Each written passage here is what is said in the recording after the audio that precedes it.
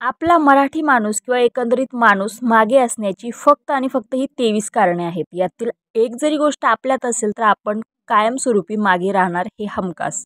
तर जाणून घ्या ही 23 कारणे कोणती. एक म्हणजे कमी प्रवास. प्रवास केल्याने जग कळतं, कल्पना सुचतात, मार्ग सापडतात व प्रगती होते. मराठी माणूस आर्थिक स्थितीमुळे फारसा प्रवास करताना दिसत नाही. अनेक औद्योगिक प्रदर्शनात मराठी माणूस दिसत नाही. दुसरं अतिराजकारण. सर्वात जास्त मराठी माणूस राजकारण वेडा आहे. राजकीय नेत्यांच्या सभेला आपला कामधंदा सोडून लाखोंच्या संख्येने येणारा मराठी माणूसच असतो. यात व्यापारी समाजातला एकतरी माणूस दिसतो का? मी काय करतो आहे यापेक्षा लोकांनी काय केलं, काय करतात यात जास्त लक्ष. 3. दोनच हात कमावणारे. सर्वसाधारण मराठी कुटुंबात एकच व्यक्ती कमावती असते. कुटुंबातील जास्तीत जास्त लोकांनी काम केलं पाहिजे. 4. सर्वांची तोंडी वेगवेगळ्या दिशेला. कुटुंबात एकी नसते. बाप एका दिशेला, मोठा मुलगा एका दिशेला तर लहान भाऊ तिसरीकडेच. प्रत्येक कुटुंबात एकी ही पाहिजेच. 5वं कारण खोटं बोल पण रेटून बोल. सगळ्या थापा एकमेकांना गंडवण्याच्या गोष्टी. खरे सांगण्यासारखे नसतेच म्हणून खोटं बोलावे लागते.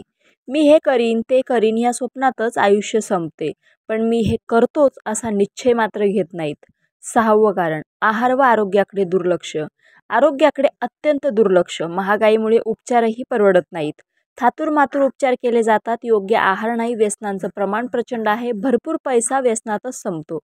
7. आर्थिक निरक्षरता. पैसा काय आहे, तो कसा वापरायचा, share market, demat, foreign exchange, dollar, IT याची खूप कमी माहिती शिकलेल्या लोकांनाही नाही. मुळात 90% महिलांचे तर साधे पॅन कार्डसुद्धा नसते. 8. दूरदृष्टीचा अभाव. पुढील 5, 10, 20 वर्षाच्या योजना आखाव्या लागतात. त्यावर आजपासूनच काम करावे लागते. अशा दूरदृष्टीमुळे नियोजन होते व माणसे कामाला लागतात. 9वं कारण ऐतिहासिक स्वप्नात. अजूनही मराठी माणूस ऐतिहासिक स्वप्नात जगत आहे. जास्तीत जास्त वेळ फेसबुक, व्हॉट्सॲपवर कोणी कधी काय केलं ते शोधत फिरतो आणि स्वतःचा वेळ वाया घालवतो. तेव्हा सत्य आणि सध्याच्या परिस्थितीचे भान ठेवून उद्योग करून पैसा कमावला पाहिजे. 10. गृहकलह, कोर्ट कचेरी. गृहकलहाचे प्रमाणही प्रचंड आहे. भावाभावातच वाद, संपत्तीवरून भावकीत वाद, वादावादी, मारामारी, खून, कोर्ट कचेऱ्या सामंजस्यपणे निपटावे व प्रगतीच्या मार्गे लागावे. 11. समाज अर्थपुरवठा पद्धत. नवीन व्यवसाय सुरू करण्यासाठी अत्यंत कमी व्याजदरात किंवा बिनव्याजी ताबडतोब अर्थपुरवठा करण्याची व समाजातील सर्वांना वरती आणण्याची पद्धत गुजराती, सिंधी समाजात आहे. तशी मराठी समाजात आढळतच नाही. आता तर सरकार ते नवीन व्यावसायिकांसाठी 5 लाखांपर्यंत कर्मयोजना सुरू केली आहे, ज्यात बिना गॅरंटी कर्ज उपलब्ध आहे, पण त्याबद्दल काहीच माहिती करून घेत नाहीत. 12वं कारण जनरेशन गॅप. खूप मोठा जनरेशन गॅप कुटुंबात जाणवतो. एखादा हुशार तरुण उद्योग करतो म्हटले की त्यालाच एड्यात काढले जाते. जुन्या लोकांच्या डोक्यातून नोकरी अजून जात नाही. 13. ज्ञानापेक्षा सर्टिफिकेट. प्रत्यक्ष व प्रॅक्टिकल ज्ञानापेक्षा पदवीच्या सर्टिफिकेटला जास्त महत्त्व आहे. काहीही करून पदवी मिळवायची. त्यामुळे सिव्हिल इंजिनियर झाले बेरोजगार व बाहेरून आलेला प्लंबर गवंड्याचे काम करून महिना 50,000 कमवतो. 14. धरसोड वृत्ती. हे प्रमाण प्रचंड आहे. थोडे दिवस खाजगी संस्थेत नोकरी, कामाच्या अगोदरचा पगार किती देणार विचारायची प्रवृत्ती. हे काम केले तर लोक काय म्हणतील अशा धरसोड वृत्तीमुळेच आयुष्यातील 10 वर्ष निघून जातात. एकदाच ठसून एखाद्या क्षेत्रात टिकून राहिले पाहिजे. 15. कष्टाची लाज. विशेषतः सुशिक्षित तरुणांना कष्टाची लाज वाटते. एझी मनीचे खूळ डोसक्यात थैमान घालते. मी MS, BE, B.Ed झालोय म्हणजे मला इस्त्रीचे कपडे घालून फिरण्याचा अधिकार आहे असे समजतात. स्वतःच्याच घरातही काम करण्यास लाज वाटते. 16वं कारण फालतू बाबींना महत्त्व. एकत्र येणे, प्रगती साधणे, उद्योग उभारणे हे मुख्य विषय राहिले बाजूला. पण मराठी माणूस अजून लग्नपत्रिकेत नाव नाही टाकले, लग्नात आहेर नाही केला, होर्डिंगवर नाव नाही टाकले, अशा फालतू बाबीमध्ये अडकलेला आहे. 17. दुसऱ्यांच्याच अपयशात आनंद. भावाचा ऊस जळाला, त्याला पाण्याची नाही दिली, त्याची म्हैस गेली की दुसऱ्या भावाला भलताच आनंद व उकळ्या फुटतात. मित्रांच्या व्यवसायात नुकसान झालं, बरं झालं, मी आधीच सांगत होतो नको करू. अगदी आपल्या सख्या भावाचं चांगलं झाल्यावरही बघवत नाही. हे आश्चर्य. मराठी माणूसच मराठी माणसाचा शत्रू आहे. 18. इंग्रजी कच्चे. मराठीचा अभिमान जरूर बाळगावा, पण जगाच्या स्पर्धेत टिकण्यासाठी व पुढे जाण्यासाठी अस्सल लिखित इंग्रजी बोलणे, लिहिणे, वाचणे आलेच पाहिजे.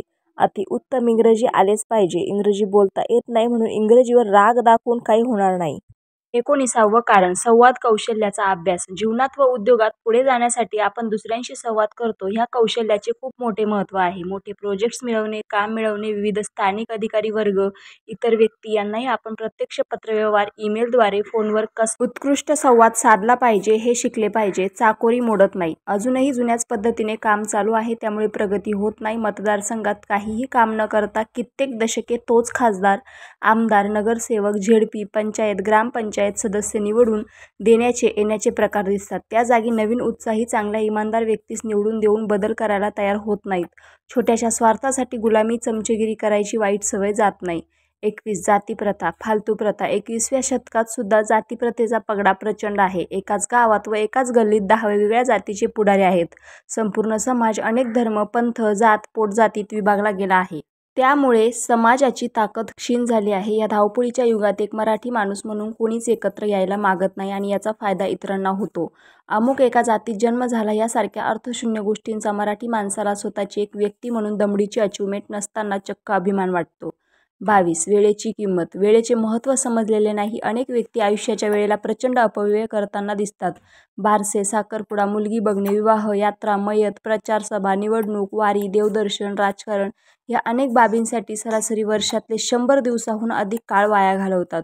23 ग्राहकाला किंमत न देणे. ग्राहक म्हणजे राजा समजला जातो, पण आपल्याकडे तसे होत नाही. ग्राहकाला समोर रुबाब दाखवणे, तसेच ऐन कामाच्या वेळेला मोबाईल बंद करून ठेवणे आणि ग्राहकाला दिलेली वेळ न पाळणे, 10ची वेळ सांगून 11ला पोहोचणे याने ग्राहकसुद्धा निसटतो आणि आपला रेफरन्स पुढे कोणाला देत नाही. प्रत्येकाने स्वतःच्या विचारसरणीत बदल करा, तरच तुमचे आणि या देशाचे भविष्य बदल होऊ शकते. रामकृष्ण हरी.